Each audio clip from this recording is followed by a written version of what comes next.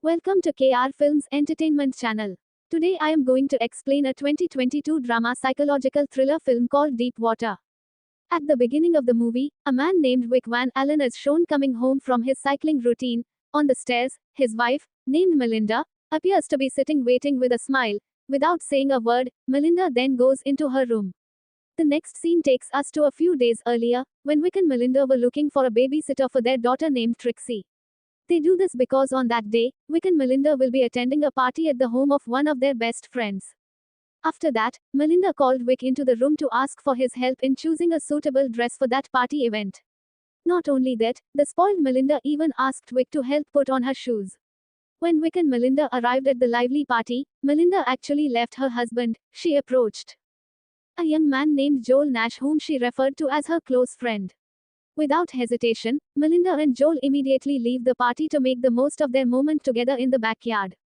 Vic, who saw his wife leaving with another man, was seen just standing still and following them without reacting. It seemed as if Vic didn't care about his wife's behavior, even though he was actually in a window watching Melinda and Joel making love in the back seat of the house. The behavior of this married couple was very unusual. Melinda, without any shame or fear, showed her intimacy with another man in front of Vic. To make matters worse, Melinda even openly showed her affection in front of the guests at the party. She even mocked her own husband by saying that Vic was a boring man when they passed each other. This inappropriate behavior attracted attention and provoked reactions from people, including their friend named Mary. Mary then asked Vic about the identity of the man who was with Melinda. However, Vic seemed to respond casually, while responding that the man was just Melinda's friend. Shortly after, a friend of theirs named Grant came to see Vic and told him that Melinda was drunk on top of the piano.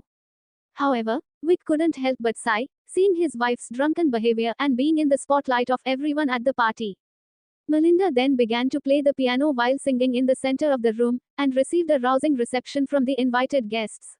In the middle of the event, Vic finally approached Joel, the man who became his wife's affair. On this occasion, Joel thanked Vic for allowing him to have a close relationship with Melinda.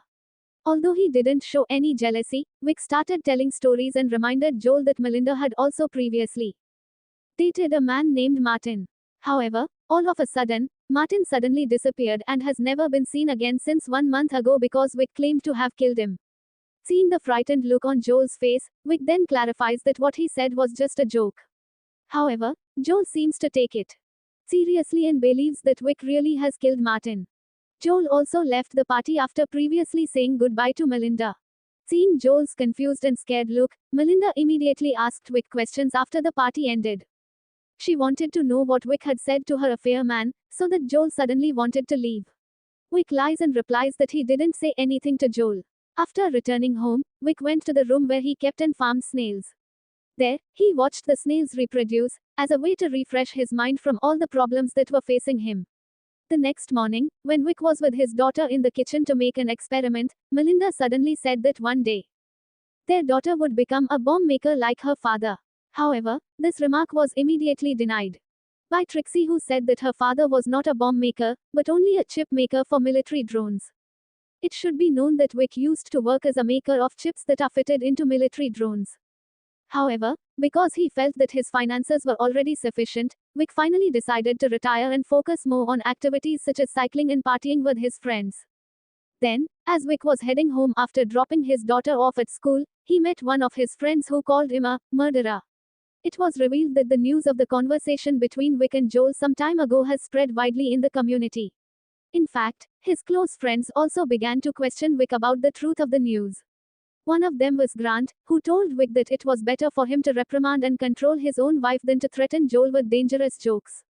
Meanwhile, after returning home, news about the prank made by Vic finally reached Melinda's ears. This made Melinda angry with Vic. She said that it was inappropriate for Vic to make jokes or threaten Joel about Martin's disappearance. Melinda also plans to invite Joel to dinner at their house and force Vic to apologize to Joel for his previous words and attitude. Long story short, Joel came to fulfill Melinda's invitation. When the meal arrives, the atmosphere becomes awkward as Vic and Melinda start insinuating things to each other. Melinda says that Vic should have behaved more normally towards Joel. However, Vic immediately denies by saying that if Melinda really wanted to see him behave normally, then she would never allow Joel to approach them and join the dinner together. Their conversation became even more heated. Finally, Melinda told their daughter to go to bed and asked Vic to tell her a storybook until Trixie fell asleep. This was done by Melinda so that her time with Joel would not be disturbed by Vic. Moments after putting Trixie to bed, Vic saw Melinda making out with Joel downstairs, and his face clearly looked unhappy with their behavior. Then, when Joel was alone, Vic approached him and apologized for the joke he had made before. However, after delivering the apology, Vic goes back to telling the story about how he cruelly killed Martin by hitting him over the head using a hammer until he died.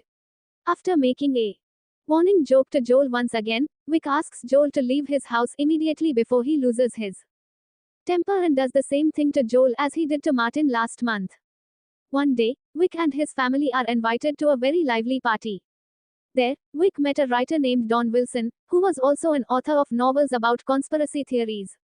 As they were talking to get to know each other, it appeared that Don began to dislike Vic because Vic had previously been known as a bomb maker. In fact, Don accused Vic of being the one who had eliminated and killed Martin.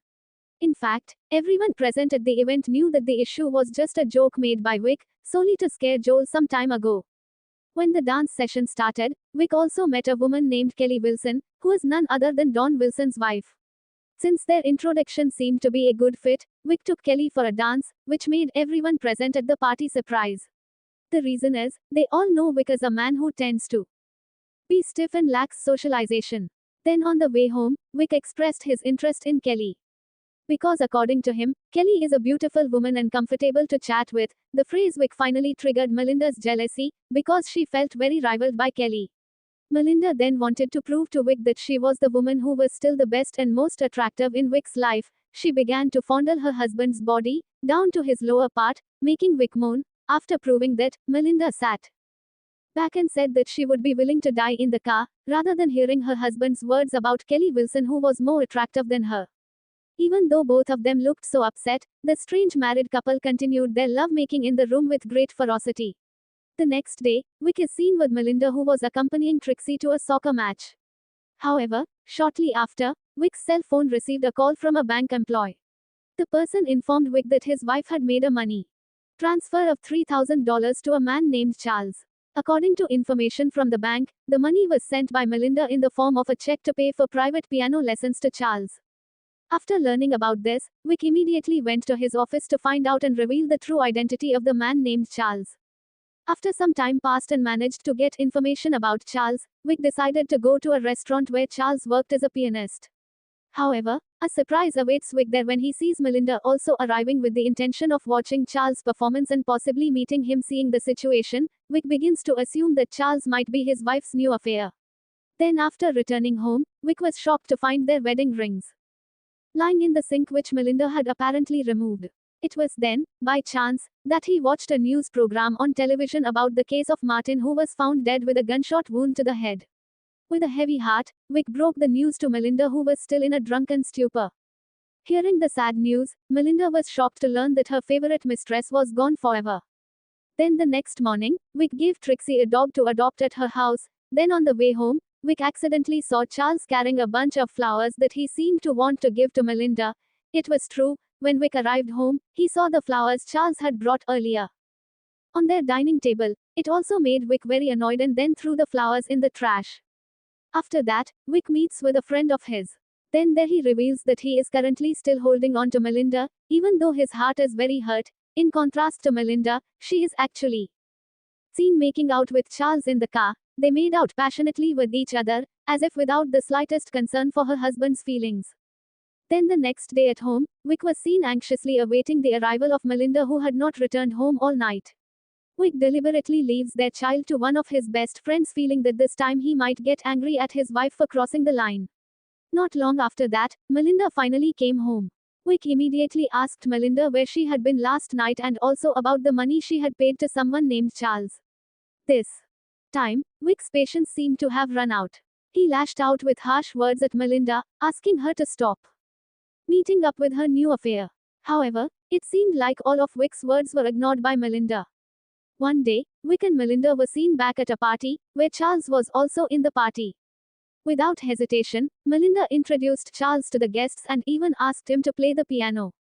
Charles proved to have great skills in playing the piano, leading to excitement and dance at the party. However, it was different for Vic, who looked very upset while staring at Melinda. The party continued until midnight, and Vic kept tabs on his wife throughout the evening. Finally, he spotted Melinda coming out with Charles towards the pool.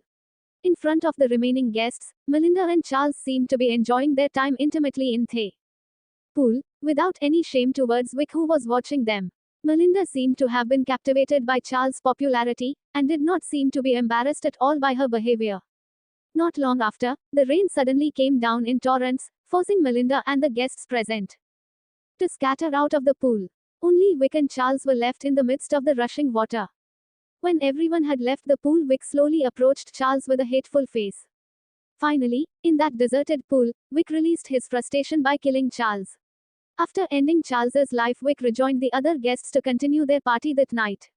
Meanwhile, in the pool, Charles' body began to float without them all noticing. After some time, Melinda tried to look for Charles in every room of the house, but she didn't find him, until finally, she went and looked at the pool. Suddenly she screamed hysterically, seeing her affair's body had been floating. Everyone immediately rushed out to help Charles, including Vic himself. They quickly helped lift Charles' body, which was already dead in the pool. However, due to the slippery flow, bad luck befell them again. Charles's body slipped in, his head hit the edge of the pool, causing him to die instantly. The police soon arrived at the scene and started investigating the case. In the midst of the situation, Melinda unhesitatingly accused Vic of Charles' murder. However, other people's opinions differed. They argued that Charles died because he hit his head on the poolside. While the debate was going on, Don had a different view. He suspected that Charles might have died while still in the pool. After a long debate and due to lack of sufficient evidence, the police finally decided that the incident was purely an accident, so the case of Charles's death was closed. A few days later, Vic was seen going about his usual routine, which included cycling. However, while on the road, he began to realize that there was someone always watching him from a distance. A similar incident occurred when Vic was at his daughter's school. There, Kelly comes up to Vic and tells him that her husband is beginning to suspect her of being Charles' killer. In fact, Don often invited Melinda to their house to discuss the matter. After hearing the story from Kelly, Vic decides to invite them both, Kelly and Don, to his house for dinner. However, Vic's real goal is to talk privately with Don about the reasons behind his suspicions of being Charles' killer. After meeting, Vic immediately asked Don to stop suspecting him and stop spreading slander about him. However, Don remained firm in his stance that Vic was Charles' killer that night, even though he began to feel afraid of Vic. The next day, after dropping Trixie off at school, Vic saw a car that he had suspected was always following him, parked at a restaurant. When Vic took a closer look, he was surprised to see a camera installed in the car. Vic's conviction that the owner of that car had indeed been watching him all this time grew stronger. Without hesitation, Vic decided to enter the restaurant. In his heart, such great suspicion made it difficult for him to trust anyone. However, when Vic was finally inside the restaurant, he was shocked. There, he saw Melinda sitting with a man who turned out to be the owner of the car. Eventually, after getting to know the man, Vic began assuming that the man was not his wife's new affair. Instead, Vic suspected that the man was actually the one who had been following him all along. Although the man claims to be David and a psychologist who plans to open a new practice in the city, Vic remains suspicious that the man is actually a private detective hired by Don and Melinda. After leaving the restaurant, Vic decided to go to Don's house with proof of the money transfer Melinda had made to Don's account. When he arrived at Don's house, Vic emphatically revealed that Don had crossed the line by interfering in his domestic affairs, which made Kelly feel very embarrassed and angry with her husband. Afterwards, when Vic was about to return home, he again found Melinda with her new boyfriend. Unbeknownst to Melinda, Vic soon decides to follow them wherever they go. At night, while Vic was bathing his daughter, Trixie innocently asked about Charles' death. While smiling at her father, Trixie also said that she knew that her father had been the one to kill Charles. Vic realized his daughter's innocent words, but instead told Trixie that she had to keep the matter a secret so that it would not be known by others. The next day, Vic invited Melinda's new boyfriend to his house. It turned out that the man was Melinda's former lover named Tony. Melinda's behavior was getting worse and worse. She had even dared to tell Vic that she had slept with Tony. Insolent again, that day they again repeated the depraved act in front of Vic without the slightest sense of guilt. Finally, on a sunny day, Vic steadily approaches Tony, who is on foot. With confidence, Vic told him that Melinda was waiting for him at a house they were considering buying. Without hesitation, Tony immediately believed Vic's words and immediately joined him to go to the place. Unexpectedly, however, Vic directs Tony to a forest near the river, where he often cycles. Vic, who already knew every curve in the area, drove his car at full speed into the depths of the deserted forest. When they arrived near the end of the ravine, Vic stopped the car abruptly. Then after Tony got out of the car, Vic immediately threw a rock and hit Tony in the head. He then picked up a bigger rock and then threw it directly at Tony, until finally causing Tony to bounce down and fall into the ravine, then made his head hit a big rock and died instantly. Realizing Tony was dead, Vic rushed to drag Tony's body to the riverbank. After taking his wallet, he then drowned Tony's body in the river with a big rock as a ballast. After killing Tony, Vic went back to his house as if nothing had happened. He even toasted with his daughter. The next day, Vic took his wife and child on a picnic to the same place where he killed Tony. There for the first time, Vic was romantic to Melinda by giving her a gift in the form of an album of old photos of Melinda, and in the last sheet of the album, Vic wrote an expression of his love for Melinda which made their relationship look a little better. Sometime later, when Vic was looking for Trixie on the riverbank, he saw Tony's body begin to float to the surface of the water. After that, Vic took his family home immediately. Unfortunately, Melinda left her favorite scarf behind. So, she wanted to go back to retrieve it. Vic then told Melinda that he would return alone to retrieve her favorite scarf. After arriving home, Melinda went into Vic's snail pet room. There she was surprised because she found Tony's wallet. Melinda immediately assumed that Vic might have killed Tony. Realizing this, she then called and informed Don of her findings, and also informed him that Vic was heading to the forest. Meanwhile, Vic is trying hard to hide Tony's body by drowning it, but his efforts keep failing. Unfortunately, that's when Don suddenly appears with a scarf belonging to Melinda. Don, who begins to suspect Vic's activities in the place, tries to approach him. However, suddenly Tony's hand floating in the water made Don shocked and frightened, and he immediately ran. Don finally saw for himself that Vic was a murderer, and he immediately reported the incident to the police. Meanwhile, Vic realizes that his crime has been exposed. He tries to chase Don. However, Don had driven off in his car at high speed through the dense forest. After racing to catch up with Don for a long time, Vic finally manages to cut off Don's lane, which takes Don by surprise. Don then lost control and his car plunged into a ravine, causing his death. After facing all the troubles and horrific events, Vic finally returns to his routine of riding his bike. When he arrived home, Melinda greeted Vic with a smile, then left without saying a word to her husband. Inside the house, Melinda burns 2 pictures of Tony, and the movie ends. Thanks for watching.